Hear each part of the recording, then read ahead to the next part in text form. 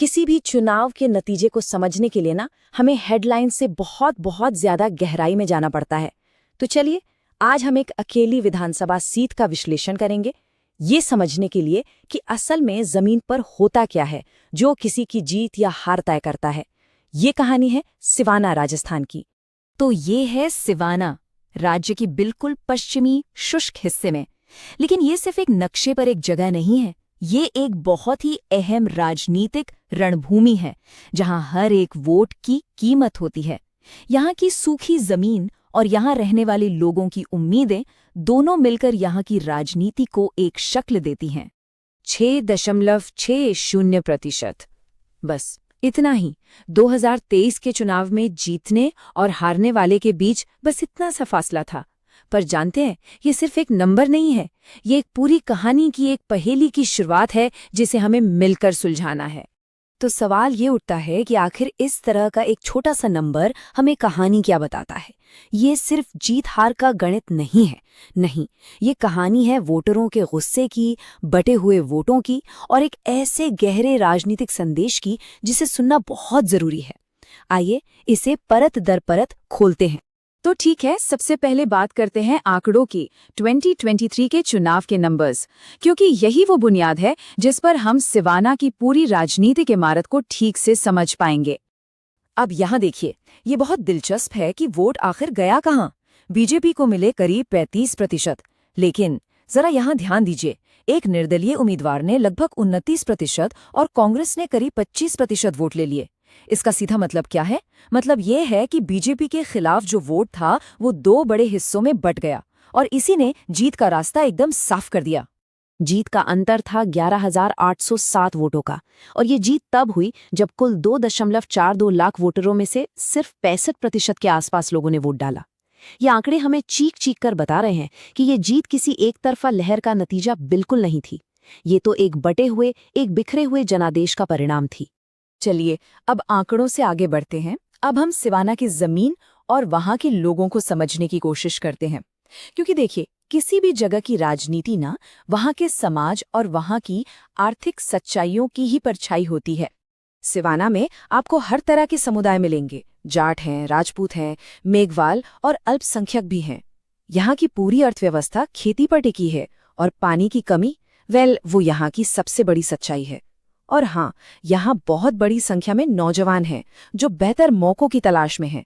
ये सारी चीजें मिलकर ही तो यहाँ का राजनीतिक तापमान तय करती हैं। आज को समझने के लिए कल को देखना बहुत जरूरी होता है। तो अब हम जरा पीछे मुड़कर देखते हैं पिछले चुनावों के पैटर्न को। इससे हमें सिवाना के वोटरों के लंबे समय के व्यवहार को समझने में मदद मिलेगी। ये टाइमलाइन सिवाना की राजनीतिक बेचैनी को साफ दिखाती है। देखिए, 1998 में कांग्रेस जीतती है, लेकिन 2003 में एक ताकतवर निर्दलीय उम्मीदवार 39% वोट लेकर जीत जाता है। फिर 2008 में तो मुकाबला 3 तरफा हो गया। ये पैटर्न क्या बताता है? यही कि यहाँ के वोटर किसी एक पार्टी के साथ बंधे हुए नहीं हैं, और 2023 में बीजेपी का सिर्फ 35% वोटों से जीतना उनकी पकड़ पर एक बड़ा सवालिया निशान लगाता है।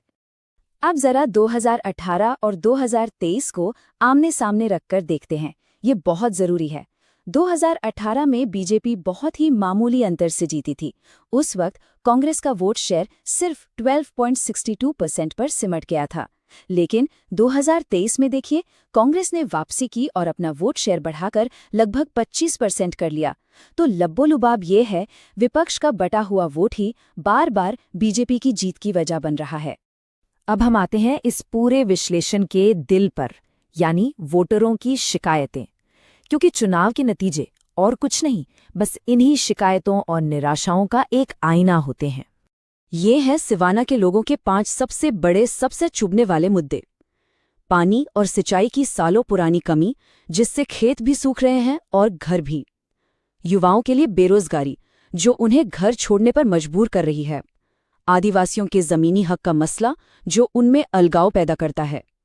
राशन सिस्टम में होने वाली धांधली, और आखिर में टूटी फूटी सड़कें और आती जाती बिजली जैसी बुनियादी सुविधाओं की कमी। यही वो असल बातें थीं जो वोटरों के दिमाग में थीं जब वो वोट का बटन दबा रहे थे। जब कुआं ही सूखा हो तो वादे सिर्फ खोखले शब्द बनकर रह जाते हैं। ये कोई किताबी कहावत नहीं है, ये सिवाना के एक आम वोटर के दिल की आवाज है। ये बात आंकड़ों को एक इंसानी चेहरा देती है, और जब इन असल मुद्दों पर एक सूचित और जिम्मेदार सार्वजनिक बहस होती है, तभी हम लोकतंत्र के सबसे बुनियादी संवैधानिक मूल्यों को, यानी हर व्यक्ति की गरिमा को, सही मायनों में मजबूत करते हैं। तो ठीक है, हमने समस्याओं का विश्लेषण तो कर लिया, पर अब समाधान की बात करते हैं। चलिए एक ऐसी रणनीति की रूपरेखा बनाते हैं जो सिवाना में किसी भी राजनीतिक ताकत के लिए जीत का दरवाजा खोल सकती है। इसे हम चतुर्मुख सिद्धांत कह सकते हैं, जिसके 4 स्तंभ हैं। पहला है चुनावी, यानी एक मजबूत मोर्चा बनाइए और बूथ लेवल तक तालमेल बिठाइए। दूसरा संगठनात्मक, अपने स्थानीय कैडर को दोबारा खड़ा कीजिए और लोगों की शिकायतों को सुनने और सुलझाने का एक सिस्टम बनाइए। तीसरा नैरेटिव, एक ऐसी कहानी गढ़िए जो लोगों की हो और जो स्थानीय नाकामियों पर सीधी चोट करे। और चौथा संसाधन, जमीनी प्रचार और डिजिटल मीडिया दोनों का सही इस्तेमाल कीजिए। और ये है 90 दिनों का एक्शन प्लान। चुनाव से 90 दिन पहले आप नींव रखते हैं गठबंधन और सर्वे के साथ। फिर अगले 30 दिन आप माहौल बनाते हैं, उम्मीदवार को लोगों के बीच ले जाकर और घोषणा पत्र जारी करके। आखिरी 30 दिनों में पूरी ताकत झोंक दी जाती है, बड़ी बड़ी रैलियां और जनसंपर्क। और आखिरी हफ्ता, वो सिर्फ एक काम के लिए है, गेट आउट द वोट, यानी हर हाल में अपने वोटों को पोलिंग बूथ तक पहुंचाना। हर कदम का एक सही वक्त होता है। तो अब हम इस पूरी चर्चा के निष्कर्ष पर पहुंच रहे हैं। सिवाना का ये जो केस स्टडी है, ये हमें डेटा से जनादेश तक के सफर का एक बहुत ही साफ सबक सिखाता है।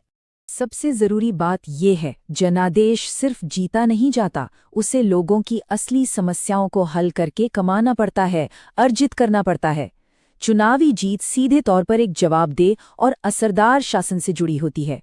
और हाँ, जब कोई भी राजनीतिक दल लोगों की समस्याओं को समझने के लिए डेटा का इस्तेमाल करता है, तो ये भी उतना ही जरूरी है कि वो लोगों की निजता और उनकी सहमति का पूरा सम्मान करें, जैसा कि भारत का कानूनी ढांचा हमें बताता है। तो आखिर में बस एक सवाल, अगर डेटा हमें जीत का रास्ता दिखा सकता है, तो क्या वो हमें असली शासन यानी गुड गवर्नेंस का रास्ता भी दिखा सकता है? चुनाव जीतना एक पड़ाव है, मंजिल नहीं। असली चुनौती और असली मकसद तो लोगों की जिंदगी में एक सकारात्मक बदलाव लाना है। सिवाना हमें यही सोचने पर मजबूर करता है। If you want to become a people-centric leader and uplift your constituency, get in touch with blueprintstrategies.ai at mgr@blueprintstrategies.ai or call 080420416002. Purpose Beyond Politics.